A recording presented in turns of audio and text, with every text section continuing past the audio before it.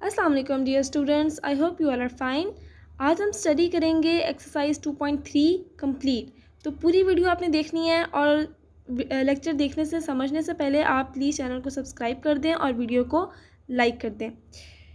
अच्छा, तो हम स्टार्ट करेंगे लेक्चर यहाँ से कि एक्सरसाइज 2.3 के अंदर क्या है। 2.3 के अंदर क्या टॉपिक है, पहले हम उसको समझेंगे, उसके बाद हम क्वेश्चन जो है वो सॉल्व करना शुरू करेंगे। तो एक्सरसाइज 2.3 के अंदर दो किस्म के एक्सप्रेशंस के बारे में जिक्र है। First is radical expression and the second one is exponential expression.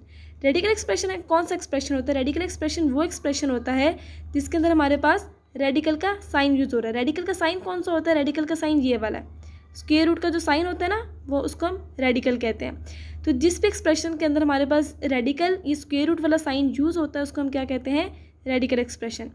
अच्छा, इसके अंदर एक और टर्म है दैट इज़ रेडिकेंड। रेडिकेंड क्या होता है? इस रेडिकल के अंदर ये जो हमारे पास स्क्वायर रूट का साइन है, इसके अंदर हमारे पास जो भी वैल्यू होती है उसको हम क्या कहेंगे? रेडिकेंड। जैसे कि इस एग्जांपल के अंदर हमारे पास अंडर रूट के अंदर क्या है? 3। तो 3 क्या हमारे पास? रेडिकेंड। और ये जो हमारे पास साइन है स्क्वायर रूट का, इसको हम क्या बोलेंगे? रेडिकल। तो ये था हमारे पास रेडिकल एक्सप्रेशन। सेकेंड चीज़ हमारे पास यहाँ पे दैट इज़ एक्सपोनेंशियल एक्सप्रेशन। अब एक्सपोनेंशियल एक्सप्रेशन क्या चीज़ है? वर्ड एक्सपोनेंशियल से माइंड में आ रहा है एक्सपोनेंट। एक्सपोनेंट क्या होता है? पावर।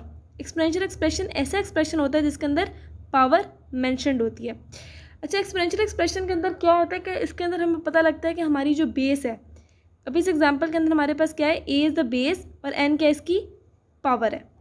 हम देखते हैं जो हमारी बेस है वो कितने times as a factor use होती है। जितना time as a factor use होगी वो हम उसकी पावर में लिख देंगे, दैट इज़ एन। और ए जो है हमारे पास बेस है कि ये बेस कितनी टाइम यूज़ होगी तो हमारे पास जो हमारा नंबर है वो आएगा। फॉर एग्जांपल हमारे पास एक क्वेश्चन है, एक नंबर है 125। अब 125 के हम बनाएंगे factors. 5 25 are 125 and 5 5 are 25, 5 1 are 5। अब हमारे पास 5 कितनी दफ़ा मल्टीप्लाई हुआ है कि हमारे पास 125 आया है? 5 मल्टीप्लाई बाय 5 मल्टीप्लाई बाय 5। इसको हम इस तरह भी लिख सकते हैं 5 इंटू पावर 3। 5 की पावर क्या है हमारे पास यहाँ पे? 3। यानी कि 5 हमारे पास यहाँ पे क्या है? बेस। और 3 क्या है यहाँ पे हमारे पास? n power exponent. ठीक है, यानी कि हमारे जो नंबर 5 है वो कितनी दफ़ा यूज़ होगा तो हमारे पास क्या, हमारे पास वैल्यू आ जाएगी 125। 5 3 टाइम यूज़ होगा तो क्या वैल्यू आ जाएगी? 125। तो ये था हमारे पास रेडिकल एक्सप्रेशन और एक्सपोनेंशियल एक्सप्रेशन। अब हम देखते हैं इसके अंदर इसके एग्जांपल्स को। सर, रेडिकल एक्सप्रेशन की एक्सप्रेशन जनरल एक्सप्रेशन है। ए जो हमारे पास रेडिकेंड होता है और ये उसकी कोई भी हमारे पास रेडिकल की यहाँ पे पावर है, ये इसका जनरल एक्सप्रेशन है। और एक्सपोनेंशियल के अंदर हमारे पास ए बेस और ये यहाँ पर उसकी पावर। एग्जांपल इसकी क्या आ जाएगी? 3 अंडर रूट, उसकी पावर क्या है? 5। ये भी एग्जांपल है, this is also example. Exponential के एक्सप्रेशन के अंदर हमारे पास क्या आ जाता है? 3 की पावर 1/5। इसके अंदर कोई रेडिकल का साइन यूज़ नहीं हो रहा है एक्सपोनेंशियल के अंदर, जबकि रेडिकल के अंदर जो हमारे पास स्क्वायर रूट का साइन है वो यूज़ हो रहा है। तो ये मेन डिफरेंस दोनों एक्सप्रेशंस के अंदर। ये याद रखिएगा कि एक्सपोनेंशियल के अंदर हमारे पास पावर लिखी जाती है, जबकि रेडिकल के अंदर हमारे पास स्क्वायर रूट का साइन लाजमी आएगा। रेडिकल एक्सप्रेशन में अगर स्क्वायर रूट का साइन नहीं है तो यानी कि वो रेडिकल एक्सप्रेशन नहीं है। अब हम फर्दर मूव करते हैं इसके क्वेश्चंस पे। Question number 1। अच्छा, क्वेश्चन नंबर 1 क्या कह रहा है? क्वेश्चन नंबर 1 कह रहा है कि हमने, अगर हमारे पास रेडिकल एक्सप्रेशन गिवन है तो हमने उसको एक्सपोनेंशियल में कन्वर्ट कर देना है, और अगर एक्सपोनेंशियल गिवन है तो हमने उसको रेडिकल में कन्वर्ट कर देना। तो लेट्स सी हम इसको कैसे करेंगे। -64 के हमारे पास बेस, हमने बेस -64 एज इट इज़ लिख दिया। अब हमने इस रेडिकल के साइन को ख़त्म करना है। ये क्या, ये कौन सा एक्सप्रेशन था हमारे पास? Radical expression. क्यों रेडिकल एक्सप्रेशन था? क्योंकि इसके अंदर कौन सा साइन यूज़ हो रहा है? रेडिकल का साइन यूज़ हो रहा है। तो अब रेडिकल का साइन रिमूव करने के लिए हम इसके अंदर जो हमारे पास रेडिकेंड है, हमने रेडिकेंड को यहाँ लिख लिया, इसके अराउंड हमने ड्रॉ कर लेनी है राउंड ब्रैकेट्स। ठीक है, अब हमारे पास इसकी पावर यहाँ पे क्या थी? 3। इसको हम यहाँ लिख लेंगे 1/3।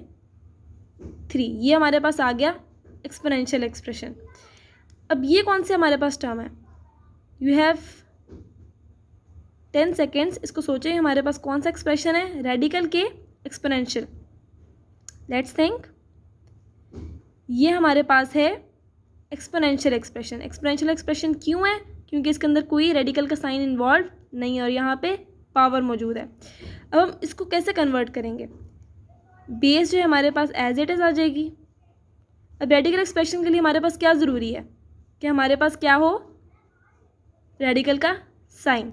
यहाँ पे आ जाएगा रेडिकल का साइन। अब इसकी पावर है 3/5। 3 को हम लिख देंगे इसके अंदर, it is the power of 2। और यहाँ आ जाएगा 5, क्योंकि यहाँ पर भी आप देखें 3 था तो हमने कैसे लिखा था 1/3। तो 1/5 5 इधर आ जाएगा और 3 जो है वो जो हमारा रेडिंग है उसकी पावर में आ जाएगा। अब पार्ट 3 पे आते हैं। पार्ट 3 के अंदर हमारे पास क्या है? पार्ट 3 के अंदर कौन सा एक्सप्रेशन है? Exponential expression. अब इसको कैसे करेंगे? Base as it is, radical expression में कन्वर्ट करने के लिए रेडिकल का साइन, और यहाँ न्यूमरेटर में कोई नंबर नहीं है, 1 है तो 1 एज इट इज़ यहाँ पे 1 आ जाएगा, और ये 3 है तो यहाँ पे क्या आ जाएगा 3। ठीक है, ये हमारा कन्वर्ट हो गया रेडिकल एक्सप्रेशन में। इंतहाई ईजी है, बिल्कुल कंफ्यूज नहीं होना। हमारे पास जो इस तरह की पावर्स आ जाती है ना, अगर 1/3 है तो फिर तो बिल्कुल सिंपल है, 3 बाहर आ जाएगा रेडिकल के साइन के और बेस जो है वो सिंपल अंदर आ जाएगी। बट अगर हमारे पास इस तरह की पावर्स आ जाती हैं 3/5 4/8 इस तरह की हमारे पास पावर्स आ जाएंगी, तो हमारे पास जो न्यूमरेटर वाली वैल्यू है वो हम लिखेंगे बेस के साथ, और रेडिकल के साथ बाहर कौन सी हम पावर लिखेंगे जो कि डिनोमिनेटर में है। बेस के हमारे पास जो क्वेश्चन यहाँ पे गिवन है, इसकी बेस में जो हमारे पास इसके बेस की जो पावर है उसका जो डिनोमिनेटर है वो हमारे पास यहाँ पे रेडिकल के बाहर आएगा, और जिसका न्यूमरेटर है वो हमारे पास इसके हमारे बेस के साथ आएगा। Is it clear? अब हम आते हैं हमारे पार्ट नंबर 4 पे। क्वेश्चन नंबर 1 के पार्ट नंबर 4 पे ये भी हमारे पास कौन सा एक्सप्रेशन गिवन है? Exponential expression. Base as it is, radical का साइन, देन न्यूमरेटर कहाँ आना है? इसके अंदर, इसकी पावर में, और जो डिनोमिनेटर है इसकी पावर का वो कहाँ आएगा? रेडिकल के बाहर। तो ये था हमारा क्वेश्चन नंबर 1। अब हम मूव करते हैं क्वेश्चन नंबर 2 की तरफ। क्वेश्चन नंबर 2 में क्या है? क्वेश्चन नंबर 2 के अंदर वो कह रहा है कि tell whether the following statements are true और फॉल्स। पहली स्टेटमेंट अब हम इनको प्रूव करते हैं, फिर देखते हैं क्या ये ट्रू हैं या फॉल्स हैं। ये वाला एक्सप्रेशन इसको हम कैसे उसमें लिखेंगे? इसको अब रेडिकल में कन्वर्ट करें, बेस एज इट इज़, और ये ऐसे, और ये इसकी जो डिनोमिनेटर वाला ये कहाँ आएगा? इसके बाहर। तो क्या ये वाली एक्सप्रेशन ये बन रहा है? नो, ये वाला एक्सप्रेशन राइट था और ये वाला रॉन्ग, यानी कि ये एक्सप्रेशन हमारे पास क्या है? It is false. ठीक है, अब हम आ जाते हैं सेकेंड पार्ट पे। सेकेंड पार्ट के अंदर हम इसको लिखते हैं, कन्वर्ट करते हैं खुद से रेडिकल फॉर्म में। अच्छा, तो स्टूडेंट्स आपने ऐसा बिल्कुल नहीं करना कि आप देखें कि अपनी ज़ुबानी ओरल कैलकुलेशन करें और देखें यार नहीं ट्रू है फॉल्स है। आपके गलत होने के चांसेस ज़्यादा हैं। जो भी क्वेश्चन आपके पास आता है आप उसको लिखें और उसको खुद सॉल्व करके देखें कि क्या ये आंसर आ रहा है कि नहीं आ रहा है। ठीक है, वरना आपकी गलती के चांसेस बहुत ज़्यादा होंगे। अब हम देखेंगे इसको हम किस तरह सॉल्व कर सकते हैं। हमारे पास एक्सपोनेंशियल एक्सप्रेशन हमने किस में कन्वर्ट करना है? रेडिकल में। और रेडिकल में कन्वर्ट करके देखना है कि क्या ये वाली वैल्यू हमारे पास आ रही है कि नहीं। Base as it is, radical का साइन, हमारे पास न्यूमरेटर वाली पावर इधर बेस के साथ और ये बाहर। अब 2 2 4 और ये बाहर 3। क्या ये टर्म और ये टर्म मैच करते हैं? यस। तो यानी कि हमारा ये टर्म एक्सप्रेशन क्या है? हमारे पास ये क्वेश्चन ट्रू आ गया। ओके, अब ये देखते हैं, ये भी रेडिकल है और ये भी रेडिकल है, तो सीधा सीधा इट इज़ फॉल्स, बिकॉज √49 √7 के इक्वल तो नहीं हो सकता, तो ये फॉल्स होगा। अब हम आते हैं हमारे पास पार्ट नंबर 4 में। पार्ट नंबर 4 में क्या है? हमारे पास रेडिकल एक्सप्रेशन गिवन है और हमने इसको एक्सपोनेंशियल में कन्वर्ट करना है। बेस एज इट इज़ लिख दिया हमने 27, जो इसके साथ वाली वैल्यू थी न्यूमरेटर इसके, और नीचे क्या आ जाएगा इसका जो बाहर रेडिकल के बाहर वाली पावर थी इसके डिनोमिनेटर में 3। अब इसको हम करते हैं 27/3 क्या आएगा x, और 3 9 ज़ा 27, x की पावर 9, x की पावर 9 और x की पावर 3 जो है वो मैच नहीं कर रहे हैं, तो ये क्या होगा हमारे पास फॉल्स। तो पहला false, then true, then false, then false. Okay, ये था हमारे पास क्वेश्चन नंबर 2। अब हम आते हैं हमारे क्वेश्चन नंबर 3 में। क्वेश्चन नंबर 3 में क्या है, क्वेश्चन नंबर 3 में हमारे पास है सिंप्लीफिकेशन। सिंप्लीफिकेशन में क्या करना है, इसके 2 स्टेप्स लिखे हुए हैं मैंने। पहले स्टेप में हमने करना है फैक्टराइजेशन, हमने जो हमारे पास गिवन टर्म है हमने उसके क्या बनाने हैं फैक्टर्स। उसके बाद सेकंड स्टेप में हमने अरेंज अकॉर्डिंग टू पावर, यानी कि हमारे पास बाहर कौन सी पावर है 3, तो हमने इसके अकॉर्डिंगली अंदर वाली वैल्यूज़ को जो हमारे पास फैक्टर्स बनेंगे उनको हमने अरेंज करना है। तो पार्ट नंबर 1 सॉल्व करते हैं, दैट इज़ √-125। 125 के फैक्टर्स बनाते हैं पहले। 5 25 ज़ार, 5 5 ज़ार एंड 5 1 ज़ार। अब हम इन तीनों फैक्टर्स को इसके अंदर लिखते हैं। क्यूब का साइन बाहर, -5 multiply by -5 multiply by -5 is equals to, अब हमने क्या कर देना है पावर के अकॉर्डिंगली रेंज कर देना है। क्यूब है और ये भी बाय चांस हमारे पास 3 5 ही आ रहे हैं, तो ये भी बन जाएगा -5 का क्यूब। अब हमने यहाँ पे क्या करना है, अब हम इसको कन्वर्ट करेंगे हमारे रेडिकल एक्सप्रेशन में। ज़रा देखें, सॉरी रेडिकल एक्सप्रेशन है, एक्सपोनेंशियल में हमने इसको कन्वर्ट करना। -5 base as it is 3 divided by 3 is equals to -5।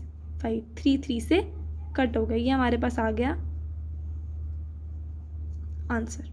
Okay, समझ आया हमने इसमें क्या किया, हमने इसमें पहले जो हमारे पास अंदर वैल्यू है उसको हमने क्या बनाए फैक्टर्स।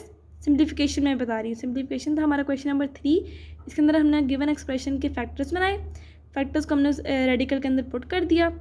फिर हमारे पास जो बाहर पावर थी हमने उसके अकॉर्डिंगली अंदर वाली पावर को भी, अंदर वाले जो फैक्टर्स हैं उनको भी हमने उसी पावर के अकॉर्डिंगली बनाया। ठीक है, फिर अगर हमारे पास यहाँ एक और 5 होता तो हम उसको मल्टीप्लाई बाय 5 कर देते। ठीक है, एक क्यूब कर देते और अलग अलग एक 5 कर देते अगर हमारे पास होता तो, बट बाई चांस यहाँ पर भी 3 है यहाँ पर भी 3 है, दोनों एक जैसे मैच हो गए। अब -5 हमने इसको कन्वर्ट किया एक्सपोनेंशियल में, 3 डिवाइडेड बाय 3, 3 3 से कट हो गया, हमारा आंसर क्या आ गया -5। अब हम देखते हैं सर क्वेश्चन पार्ट नंबर 2।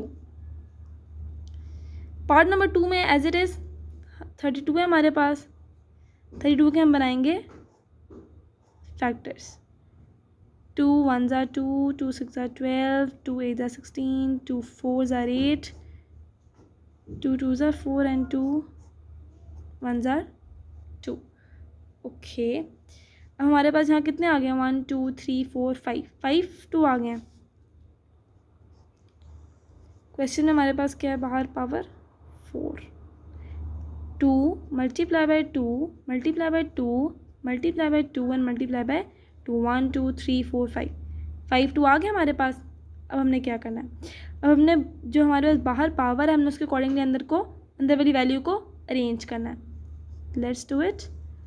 4 2 की पावर 4 मल्टीप्लाई बाय 2 हो गया।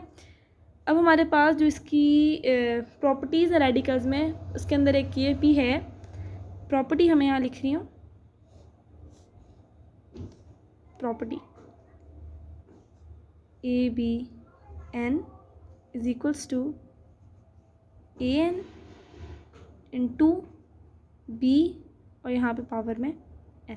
ठीक है, तो अब यहाँ पे हम यही प्रॉपर्टीज़ की अप्लाई करेंगे।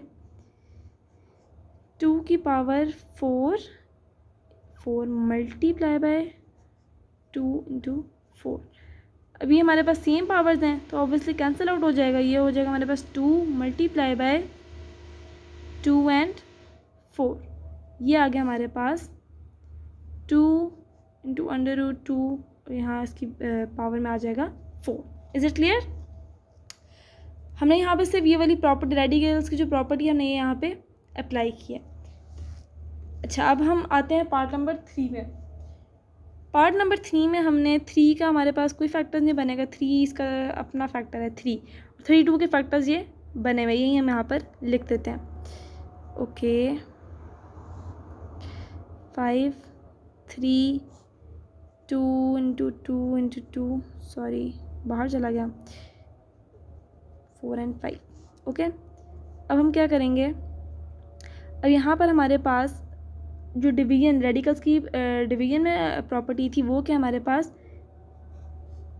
A/B n is equals to A/n divided by B/n।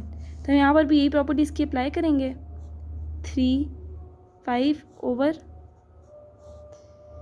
5 2 की पावर 5 टाइम्स आया है, ठीक है। ये बन जाएगा 3 5 over 2। अच्छा स्टूडेंट्स, मैंने बार बार इसको इसमें कोई पिछले पार्ट में भी इसको मैंने अलग से दिखाया नहीं है, मैंने बस सीधा कट करके यहाँ पे 2 लिख दिया है, क्योंकि मैंने फर्स्ट पार्ट के अंदर आपको ये दिखाया हुआ है कि कैसे जो है कट करके हमारे पास सिर्फ बेस ही रह जाती है, ठीक है। जब हमारे पास बाहर रेडिकल के बाहर और इसके साथ बेस के साथ पावर सेम हो तो कैसे कैंसिल होकर -5 आता है, मैंने आपको पहले पार्ट में करके दिखा दिया, इसलिए मैंने यहाँ पर भी डायरेक्ट किया और यहाँ पर भी डायरेक्ट करके दिखाया आपको। अब पार्ट नंबर 4 स्टूडेंट्स, अगर तो आपको पिछले 3 समझ आए हैं तो ये आप खुद करेंगे और ये आप लोगों ने खुद करके मुझे कमेंट्स में बताना है कि आपने इसको सॉल्व कर लिया। और अगर फिर भी आप लोगों से सॉल्व नहीं होता है तो आप मेरी वीडियो को दोबारा लें, और आपको इसमें अगर कोई कन्फ्यूजन है तो आप मुझसे कमेंट सेक्शन में पूछ सकते हैं, I will answer you there, ठीक है। और अगर आपको समझ आई है तो प्लीज़ चैनल को सब्सक्राइब करें अगर आपने अभी तक नहीं किया है, और वीडियो को लाइक करें और अपने फ्रेंड्स से में शेयर करें। Thank you.